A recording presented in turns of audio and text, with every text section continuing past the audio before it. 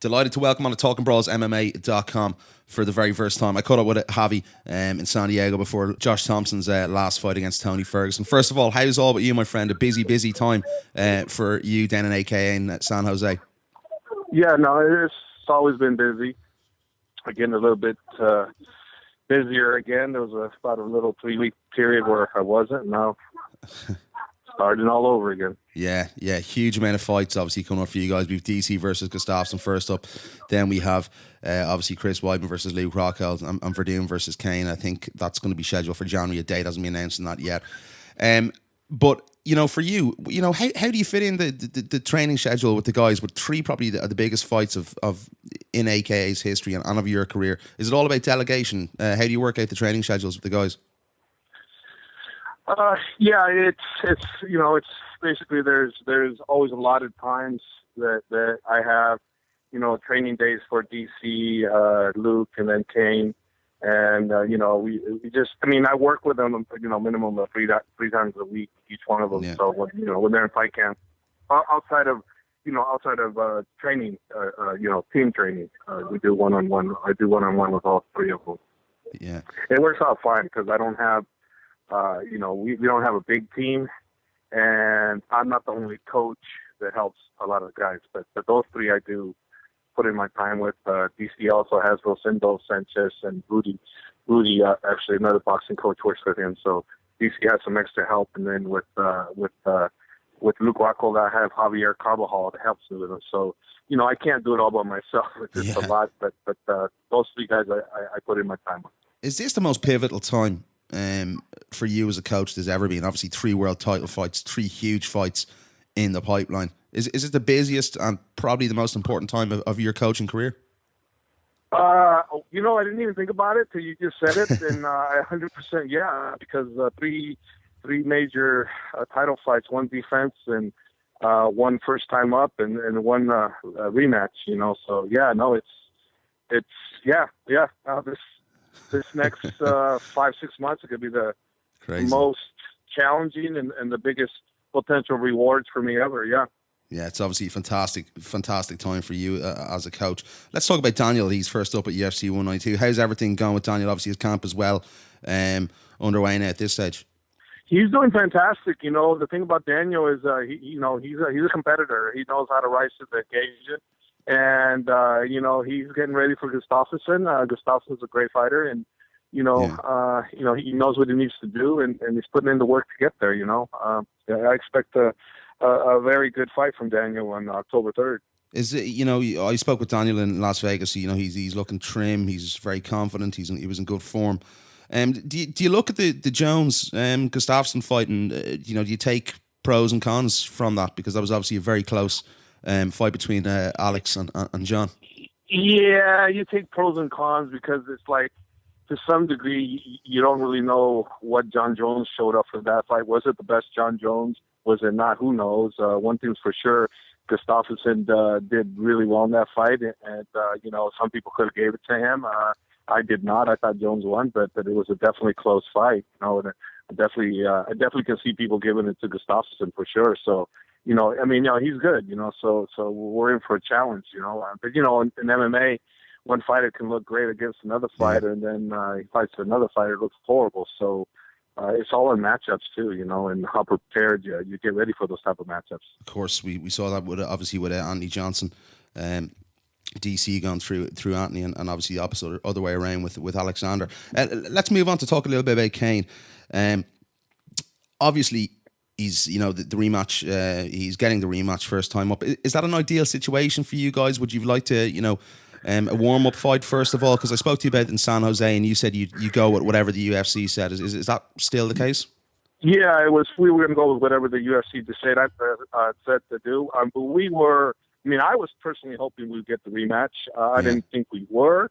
But now we got it. We just got to ride with it, and I screwed up the last time. Bottom line is it was my responsibility, to prepare my fighter, in the best possible way. And that night I didn't. I failed in my job, regardless of Cain saying it's his fault. It wasn't. It was my fault because it's my responsibility to look into the altitude and all that. And then I screwed up, and I won't make that mistake again. Fabricio is a really, really good fighter, and you can't make a mistake. As obviously it showed. They did make mistakes. We made plenty. Was the altitude the main factor in that fight, Javi? For me, 100% was the main factor. How can you go from, I'm saying it's the best Cain I've ever had. He was 100% healthy. He was in the greatest shape, going through everybody here, no problem, no injuries, no nothing. And then we go over there, and all of a sudden he looks like the worst Cain I've ever had. I don't know how to explain it otherwise. Going into the fight 1 minute into it, when he takes Fabricio down, then he gets up. I noticed he was breathing pretty heavy, and I'm like, oh, shit. I knew there was problems right there. I went, oh, my God, what? I've never seen that. I've never seen that from him. So I was very, very concerned going through the fight. I'd watch, him and be in trouble throughout the whole time. So nothing we were doing was working. His legs were gone. When you punch Fabricio, it's like Fabricio just like the Superman. You hit me with everything you got, you ain't hurting me, and that's exactly what it looked like to me. It was like there was nothing that we could have done on that night to win. It was just a matter of time when Fabricio was going to take that belt that night, and kudos to him. They did the work. Can't say nothing about that. That's what the fight game's all about. You got to be prepared. He did his job, and his corner, his job. His coaches did their job. I didn't. What do you guys have to do differently to get the title back in January? Well, we just have to come in conditioned. We got to come in the way we were last time. It's just, we're fighting in a different place now. So we just have to have that rematch, and then the fight will showcase itself. We'll see who did their homework that night. But my opinion is we don't need to do anything other than what we did the first time. Get ready for the only difference was the altitude training. We screwed up there. Well, it's not going to happen on the second one because I don't think we're going to be fighting in Mexico or anything up, any high elevation. So it would be Mexico or Denver, and we're not fighting any one of those. So we'll be fine. We'll just do the same thing as what we did. Lots of champions say, Javi, they say, it's obviously easier. It's harder, to hold on to the title than it is to chase the title.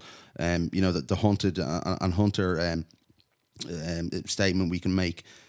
Do you feel that has anything to do with Cain's situation? Would he prefer to be chasing after something? Is there maybe, motivation problem? No, I think, with Cain, I don't think he'd rather prefer to chase it. I think he'd prefer to defend it. Yeah. But the bottom line is he's very hungry to come back and prove who he really is. And, we'll see what happens, because, we all say what we say, but then come fight time, results are going to showcase how they are. And then fight night will show whether you did your homework or not. The last fight showed we didn't, and they did, so we'll see what happens this time. This fight game it's not about who the better fighter is or who the better athlete is. It's who's the better prepared athlete that night, and that's what we need to work on to be the better prepared athlete that night. It's a fight I can't wait for in January. Just before we talk about Weidman versus Rockhold, I want to get your thoughts. What's the situation with Khabib and that new gym in Bahrain? Is he presumably still with you guys? He's just gone over there part-time to help out with that team? From what I know, he joined the team over there, but I'm his coach. Yeah. So come fight time, he'll either bring me down there to help him over there, or he'll come down here. We really haven't discussed it, other than the fact that I'm still his coach. Is that unsettling for you? Is it irritating for you that it hasn't been flattened out and straightened out with you? No. It's like when you have a golden opportunity like he has over there. Yeah. I think it's great for him, and you got to remember, Khabib didn't start with me either. He came from his dad's place. His dad's his real coach, in my opinion, and his dad will always be his real coach. I'm just somebody that he wants to, have command with him right now. But the real coach is his dad, and I'm just happy to be part of the team with him. But his dad's the main guy as far as I'm concerned, and I think his dad will always be the main guy. So for me, wherever Khabib goes, the dad's always going to be the main guy as far as I'm concerned. Khabib has recently said he wants Anthony Pettis, but he'd settle for Tony Ferguson or Eddie Alvarez. Has there been any updates on what you guys might do? Has there been any contact with the UFC about a fight for Khabib? No, I don't think there's any talk about it yet, only because he hasn't been cleared from rehab. As soon as he gets cleared from rehab, I think that the UFC will see what's available and see whether it's an Anthony Pettis or any of the other two guys you mentioned. I think Khabib, like you said, he wants to fight the best guys that can get him to the title, the best guys that his fans will respect him fighting. So Khabib's going to want that. He's going to want the best available guys for him to move forward. Would you have a preference on to who he fought? Of course. I always want a preference. Who would that be? I want the fights to make the most sense for my guys. So yes, I want certain fights over others, of course. And there's certain fights I wouldn't want. Especially when they're not title fights. That's like any coach. We all want preferential treatment for our guys. Definitely. But who would you like to see him fight next? Only because I think it'd be a great fight for the fans. Nate Diaz. Yeah. I think Nate Diaz is a crowd-pleasing fight. He brings it, and he talks the game. And he actually puts up. You come to fight when you fight Nate, and if you don't come prepared, he's gonna basically take care of you. And I think because they just had that little altercation, which I hope that never happens again. Yeah. But I'd like to see them take care of it in the cage, and then the gain the mutual respect that they both deserve. I mean, they both deserve to respect each other. I mean, Nate Diaz is a hell of a fighter, and I respect him tremendously. And but I would still like to see that fight only because of the rivalry that kind of started already. For that reason only. Yeah, that was obviously, we saw the video footage of what happened at WSOF, I think it was, in Las Vegas. Obviously, that's not what we want to see in mixed martial arts. We still sort of don't know what happened. What was your opinion on that whole incident? I really wasn't there, so I don't really know. All I know is I told Khabib that you're a professional. You're a celebrity. You don't fight in the street. Yeah. That's not what you do. Don't you ever do that. No matter what. You avoid that. And he said, "No, yes, coach. Yeah, I will do my best to avoid it." And, I mean, that's what I expect from him. He's a professional. It's okay to be mad at the guy. It's okay to want to fight him. But this is a professional sport. This isn't real street life. These are professionals. These people are looked up by everybody, and it's important to know that perspective. And yeah, you can have a rift and rivalry, but if you're going to carry it in the cage where you both get paid, and you both get the attention you deserve, instead of the accolades that come with fighting in the cage versus fighting in the street are two different. One's potentially really bad, the other one is really great, and you're the victor, It's a great fight, and anyway, we can't wait to see Khabib get back in the octagon very soon. Josh Thomson obviously gone over to Bellator. What was your opinion on that? Was it a team decision, or was it more down to Josh? Well, we don't excuse me. I don't have any involvement on where the guys fight for, who they fight for. That's all their decision and their management, so that would be Josh and his management, not me. I have my role, and my role is just that of a coach, get him prepared for a fight, make sure everything's ready. But the business decisions don't have anything to do with me, so I can't really, really comment on something that I'm not really involved with. And Mike Bronzoulis as an opponent, it's obviously been announced that's going to be his first matchup in Bellator. Good matchup for Josh? Yeah, it's a good matchup. It's a good feeding starting. It's a good starting point. Yeah. And hopefully from there he can move the way up on the ladder and then get some of the bigger guys like Chandler or Will Brooks at some point. We'll see. Well, first off, he's just got to get by this guy. And if you underestimate individuals, guys like that guy can take you out, and then before you know it, you're thinking too far ahead, and you're not even in the game anymore. So you got to stay focused on the one person that's in front of you, and that's the Bronzoulis guy. He's got to take care of him, and it's not necessarily an easy task either, because the guys fight their biggest opponent to date, and then they fight to a higher level than they never fought before. So if you don't fight to your expectations, you can find yourself on the other end of a decision. So you got to stay very sharp. So it's a dangerous fight for Josh. Like, anytime you fight somebody that's not as recognizable as you, it's always a dangerous fight. So you have to be really sharp. Yeah, always look forward to watching Josh fight. A great performer and a great athlete. Chris Weidman versus Luke Rockhold. What a fight this is. This is one of my favourite fights of the year. Two guys at the absolute prime of their game. We spoke in San Diego. You said to me that you believe Luke has a slight advantage on the stand-up.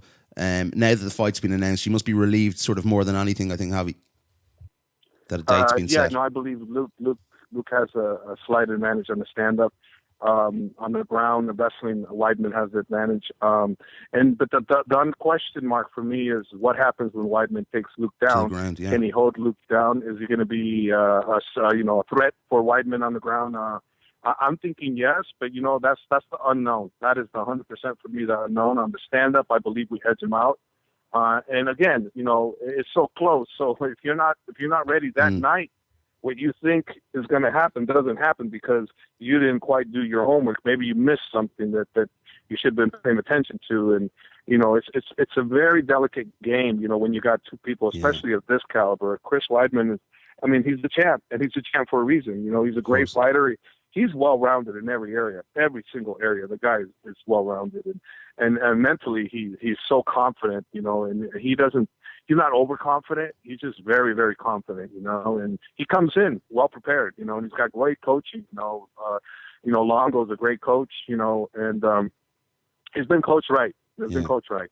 Definitely. And for you as a coach looking on, and, a lot of the media, and the fans have been commenting, this is, two guys at the absolute prime of their profession and their talents. This is probably one of those matches where, it could go down in history as one of the greatest fights ever because these two guys are really at that level. Do you feel that way as well, that it could be one of those special moments? Yeah, I actually, I feel it could be a very special moment because, you hit it on the nail with the two guys.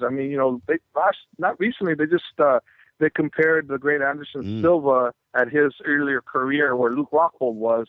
And, Luke was like one fight ahead as far as greatness of so far up to that point. So here you have a kid that dreams of the greatness and he works very hard to attain it, and here you have another individual that's already on the, going to be one of the greats, So,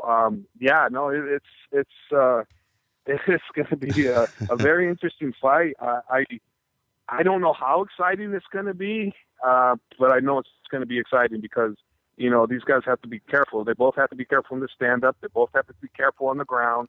The fight is dangerous for either one of them on the ground or the stand-up. So they're so well matched. Like I said, the edge I give to Luke on the stand-up, the wrestling I give it to Weidman, but not by big major margins on any one. Maybe the wrestling might be a bigger margin for him, but the jiu-jitsu might be able to negate the solid wrestling advantage that he has.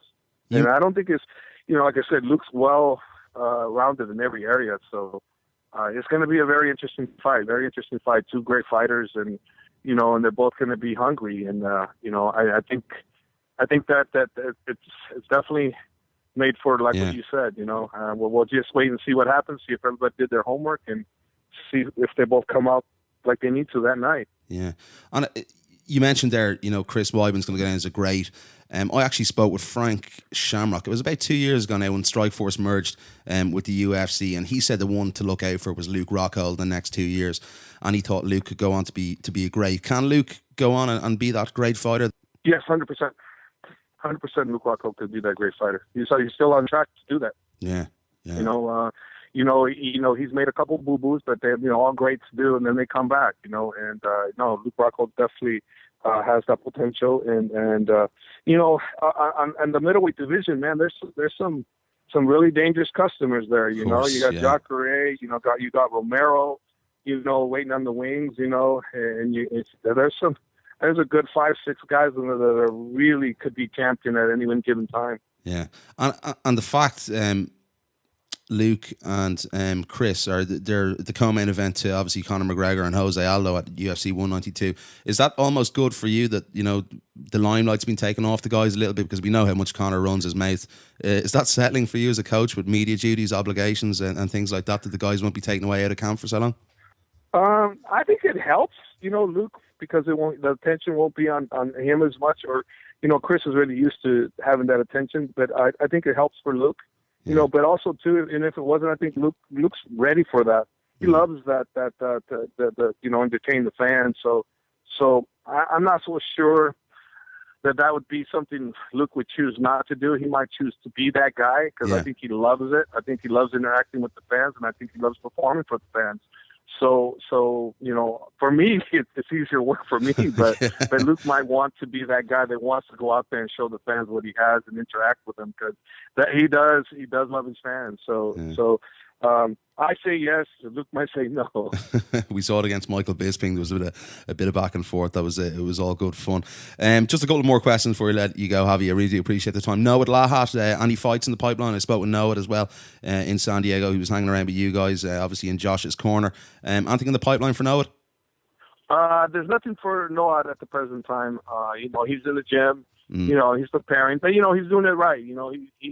He's doing what he needs to do. So if the time he gets a shot, then he'll be in full camp training. But right now he's coming in. Also, though, he serves too in the services in Israel. So he had to go back and do his little 2 or 3 week that he has to do for the service over there. He keeps himself occupied. Awesome stuff. And just one more for you. Obviously, a huge few months as we mentioned for you. You're going to be busy out for the next few months.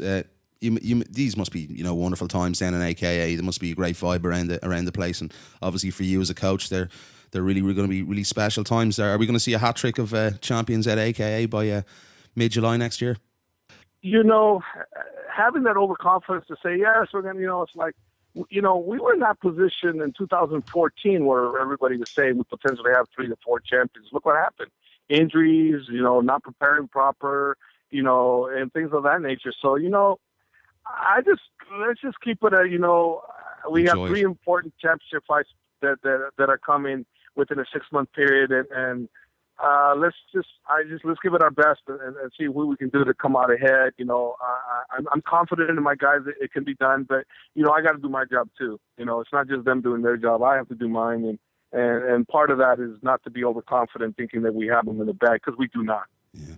They have 3 very, very tough fights, and they have to prevail that night, and I look forward to the challenge, but, I'm not going to say anything until it's done. Fair enough, my friend. Javi, listen, it's been a real pleasure to have you on the show.